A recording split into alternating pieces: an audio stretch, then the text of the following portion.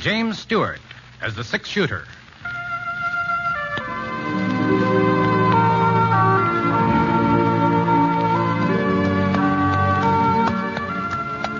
The man in the saddle is angular and long-legged. His skin is sun-dyed brown. The gun in his holster is gray steel and rainbow mother-of-pearl. The handle unmarked. But the gun has killed and the man has killed. People call them both the six-shooter.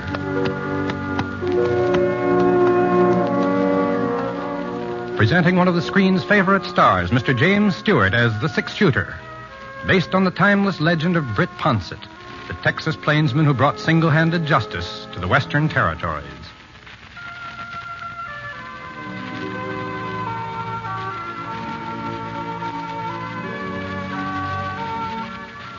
I hadn't figured on going through Clay City. It was an hour out of my way, and I was already a day late to the Jefferson Ranch where I'd signed on for the roundup. But when Scar started limping from a loose shoe, didn't have no choice. We had to head to the nearest blacksmith shop, so we turned north.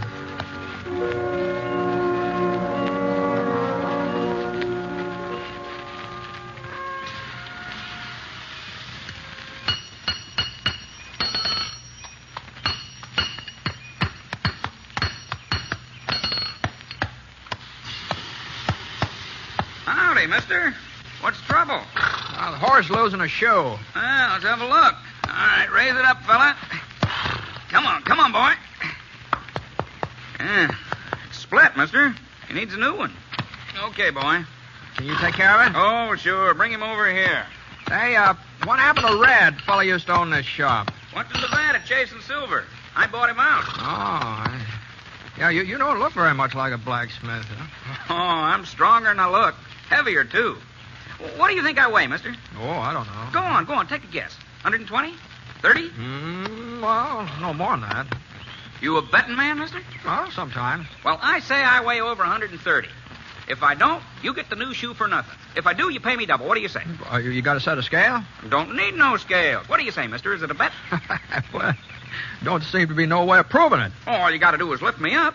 Now, you look like a man who can judge weight. What do you say? Okay, all right, it's a bet. All right, mister, just heist me. If you don't think I weigh more than 130, the shoe is free. All right, I never tried to judge a man's weight before, but all right. There we go.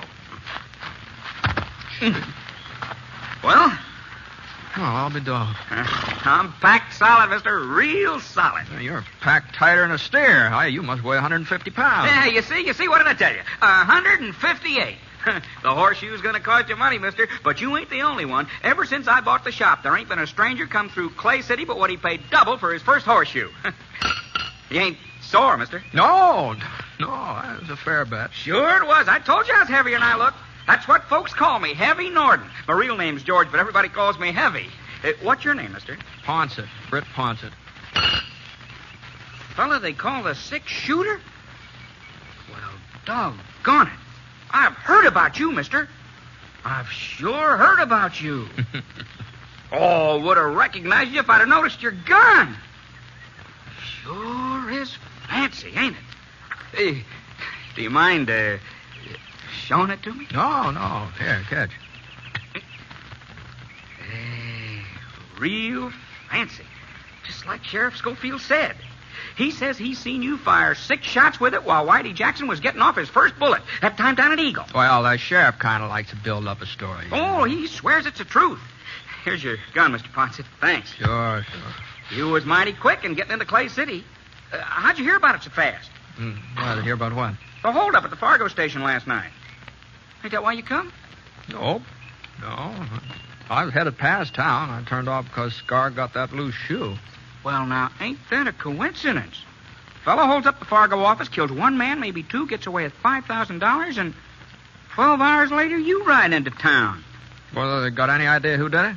Nope, not a single solitary one, from what I hear. Like I say, the deputy agent was dead when they found him. Other fella, Fred Wilmer, a friend of his, got shot up pretty bad. Ain't done no talking yet. Doc says maybe he never will. Did Sheriff Schofield take out a posse? Nope, ain't nobody to go. Most of the men signed up for the Jefferson Roundup. Left town day before yesterday.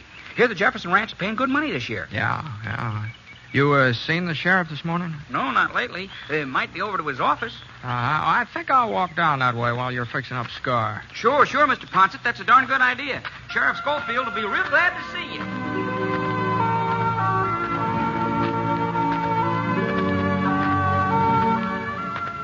A couple of doors this side of the sheriff's office, I saw the Wells Fargo sign nailed up next to a window.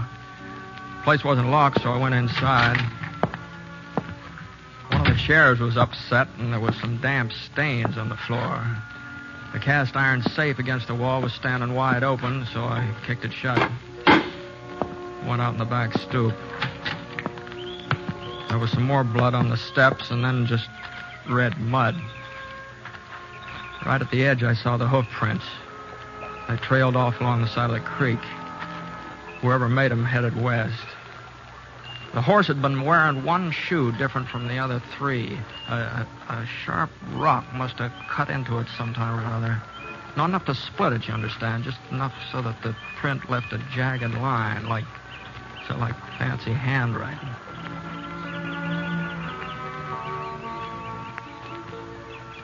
Find something, Britt? Oh, hello, Sheriff. I was heading your way. Yeah, I just saw Heavy. He told me you was in town. Did you find something? I don't know. You see these hoof prints? Yeah. Uh-huh. Don't mean nothing. Trail gives out a mile or so down the creek at Fork. Uh-huh. Has Clay City had any other trouble lately yet? No, not a bit. I guess any town's got to expect a hold up once in a while, though. No, I heard it was a little more than that. Yeah, that's right. Fred Wilmer able to talk yet? Afraid not. Doc said he'd let me know first thing he'd come around. Took him out to his ranch. You been out there to see him since last night? Wasn't no reason. Well, it might be a good idea to be there, just in case. Thought maybe I ought to stick in town. Oh, I don't think anything more is going to happen here, Ed. I'll get Scar and I'll meet you out at Fred's place. Huh? I can handle this alone, Britt. Oh, sure. I'll just offer to keep you company, Ed. I'll meet you there.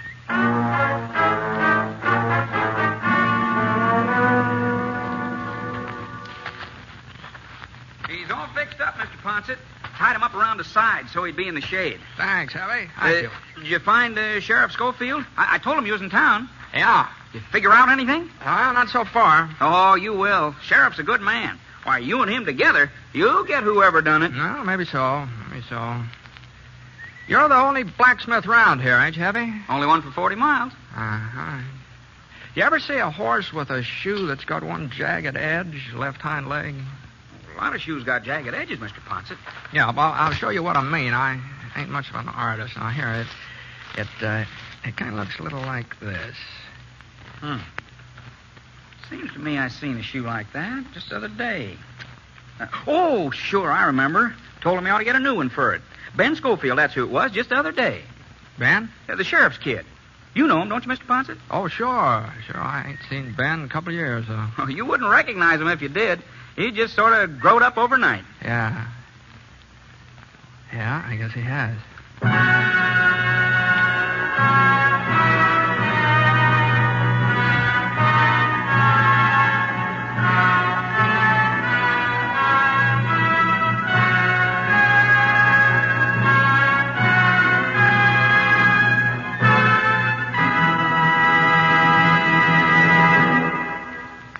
Well, that ends the first act of the six-shooter, folks. Hope you're enjoying the show. Before we get on with it, I'd like to tell you a little bit about how I happen to be doing this program. I've been lucky enough to do quite a bit of radio acting before, but I've never had a program of my own. The right thing just didn't seem to come along, at least not until the six-shooter. You see, I've made several stories of this kind for pictures. That is, honest, legitimate stories of the West, and I hope that this series can offer the same type of enjoyment with the same integrity. We think it's the sort of program the whole family will enjoy, and we think that the character of Britt Ponset typifies some of the greatness that built America. We'd be pleased if you agreed with us. And now, Act 2 of The Six-Shooter, starring Jimmy Stewart.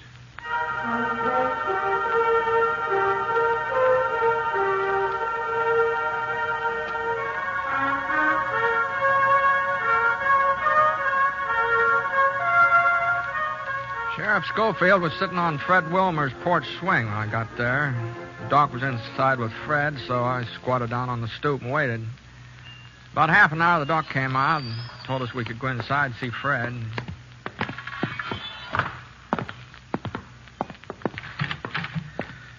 Fred was lying on a cot, breathing hard. White cloth across his chest was stained pink, and his voice sounded like it was full of air. We was just sitting in the express office talking, Sam and me.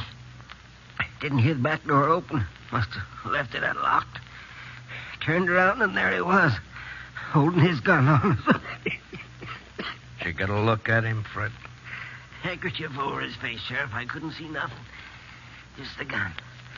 They told Sam to open the safe. There wasn't nothing else he could do. Sure. He took the money, walked over to the door, Yeah. looked at us for a minute, and then shot. Didn't have no reason. He hit Sam in the face and hit me in the chest. He didn't have no reason. Take it easy, Fred. Take it easy now. It's just like he enjoyed shooting at us. That's how it was, like he enjoyed it. Maybe he was scared. Oh, he wasn't scared, Sheriff. He didn't have no reason. Thought he killed us both. Then he started down the steps. I got my hand on the shotgun and let him have it. You hit him? I don't know. Maybe he gave a yell and rode off. What kind of a fellow was he? He was young, old? I couldn't see his face. Young fella, I'd say, though. How young? 17, 18, full grown. Was he tall, short? Medium. About the size of your kid, Ed. About that size. Got enough for you, Ed? Yeah, that's enough. You think you'll get him, Brett? Sure, Fred. Sure. Come on, Ed. Didn't have no reason to shoot, no reason.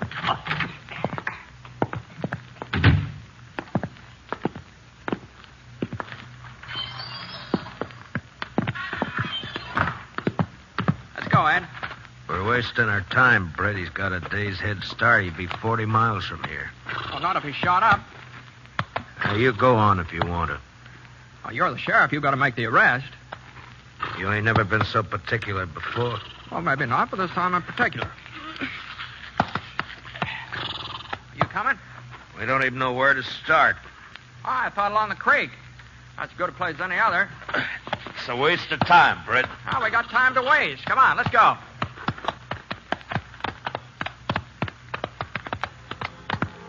We picked up the trail along the creek, headed west. It wasn't hard to follow, and every once in a while we'd see a few drops of blood spattered against the shrub bush. About 10 minutes later, we came to a fork where Ed had said the trail gave out. Scar stuck his nose down into the water, and I looked around. The trail didn't give out. It turned south. I nodded in that direction. Ed didn't say a thing. Just followed. And about 5 o'clock, we stopped to eat. Ed built a fire, and I opened up a couple of cans of beans I had in my roll. Oh, you ain't hungry, Ed? It's early for supper. Yeah. Ed, I talked to Heavy before I went out to Fred's place. I asked him who had a horse that would leave a mark like the one we've been following. So? And he said Ben did. Your son, Ben. I thought you ought to know that. A lot of horseshoes leave the same kind of mark. Fred said it was a young fellow. It wasn't Ben. Where is he, Ed? Jefferson's ranch, working on a roundup. He left Clay City day before yesterday. Couldn't be Ben. There's a lot of wild youngsters in these parts, but Ben's a good boy. Couldn't be him. You sure? That mark don't mean nothing. Plenty of horseshoes leave the same kind of mark. You know that, Britt. You had enough to eat? Yeah. Come on, let's go.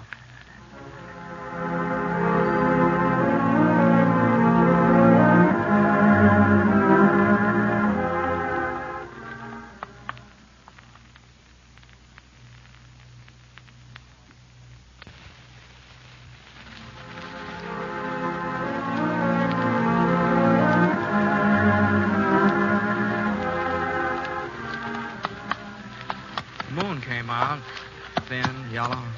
Not real bright, but enough so you could follow the trail. For about 3 miles, there wasn't no blood. He must have wrapped something around the wound. Wrapped it real tight. And then we found the bandage. A piece of shirt tail sopped through. For the next mile, he'd been bleeding a lot, worse than ever. He was hit pretty bad. Looks like it. He couldn't have gone much further because... Oh. Hold it, Scar. Ed. Yeah. Hold on. Over there in the gully, that cabin. Yeah. Whose is it? Used to belong to Jake Levant. Died a couple of years ago. Ain't nobody living there now. There's somebody living there. Huh? Out in back. There's a pony. You better go ahead on foot.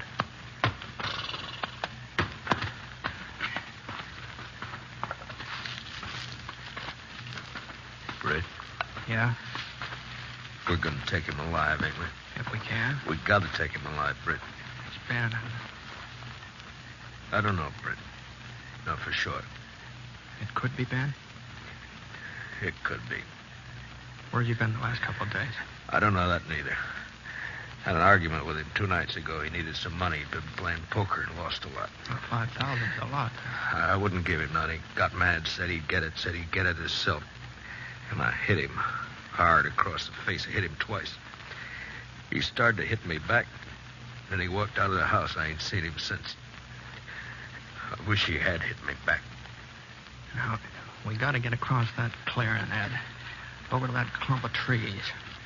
He may see us. Yeah, we'll have to take that chance. You ready? Yeah.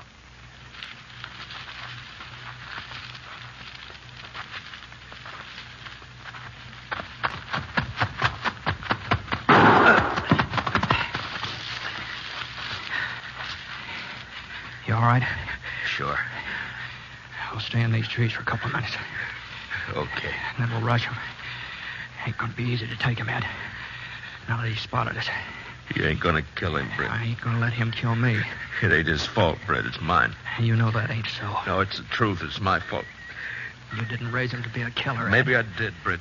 I was the sheriff, seeing that everybody kept close to the line, seeing that everybody lived honest, especially Ben. I broke him, Britt. Broke him like you break a wild horse. I tried to take all the fight out of him fast. You know what happens when you do that to a horse? He gets tame, but the fight's still there, and someday he turns wild again. I'll rush him alone, Ed. No. Stay here, Britt. Oh, Sam Norton's dead. Maybe Fred Miller, too. Killing Ben won't bring him back. He's my son, Britt, my only son. You don't have no kids. You don't know. I'm sorry, Ed.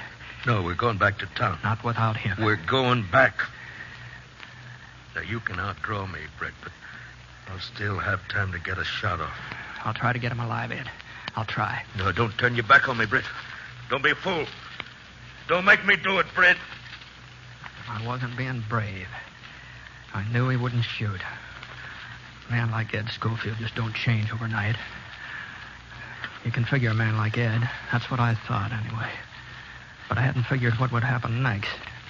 I haven't figured on him running out into the clearing, standing there in the moonlight, gray against the black sky. Ben! It's me, Ben! You're dead! Can you hear me, Ben? Britt Ponson's coming after you. Throw out your gun, Ben. Britt Ponson's coming. Now listen to me, Ben. It's your death. I saw him go down, real slow, like his legs had buckled under him. I couldn't tell how bad he'd been hit. He rolled down a gully out of range, and I crawled forward. I pushed myself past a couple of rocks and head toward the back door. The kid was in the kitchen. I couldn't see him, but I could hear him moving around, going from window to window, looking out, waiting for me. I slid past another rock. I could run for the door or wait. The kid made up my mind for me. I slipped down fast, and the bullets nicked the rocks. The kid had good hearing. He knew I was right there. I took out my gun and waited. I knew he'd get nervous first. Young fellas always do. I wasn't so young. I could wait. It was more than 5 minutes before the door started opening. His pony knew I was coming, too. He started for the horse. I aimed at his leg. For a second, he stopped moving and just hung in midair like a hawk. Then he sprawled forward out of sight behind a log. I raised up a little and hunched myself along the side of the cabin. Everything was quiet now, even his pony.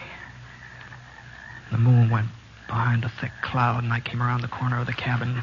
Suddenly the moon came out again, just in time for me to see his .45, just in time to see him coming up over the top of the log. His revolver slipped out of his fingers, and I saw him trying to reach for it again. He couldn't make it. I stood up and walked over to the log. The kid was lying face down, gasping for breath, little short gasps. He pulled himself up onto the flat of his hands, and then he passed out. I turned him over with my foot, and I looked at his face.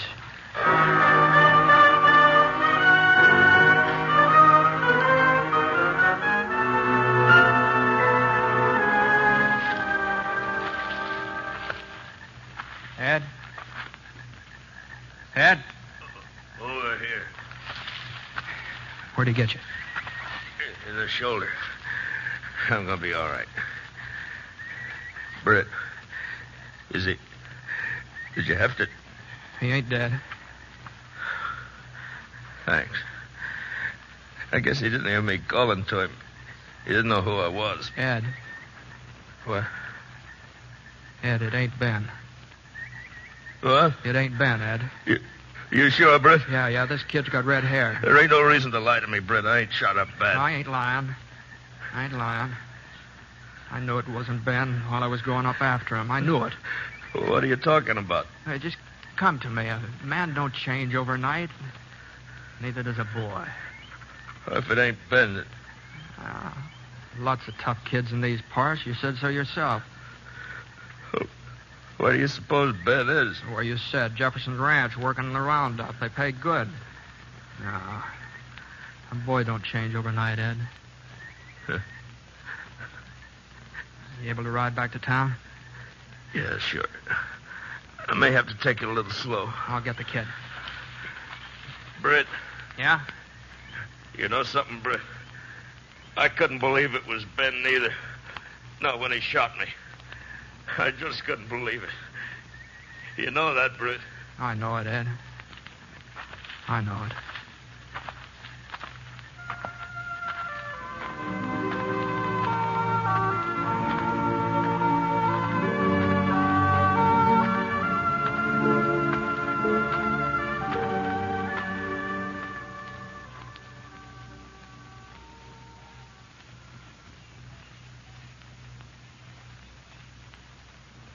Well, that was your first meeting with Britt Ponsett.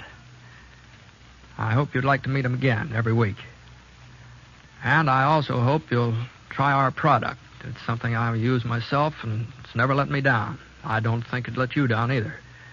Maybe I'm not much of a salesman, but this product I don't think needs a lot of selling. As far as I'm concerned, it sells itself. So, I'd appreciate it if you'd buy it this week and give it a try. Let me know how you like it. So long, folks. I'll be seeing you.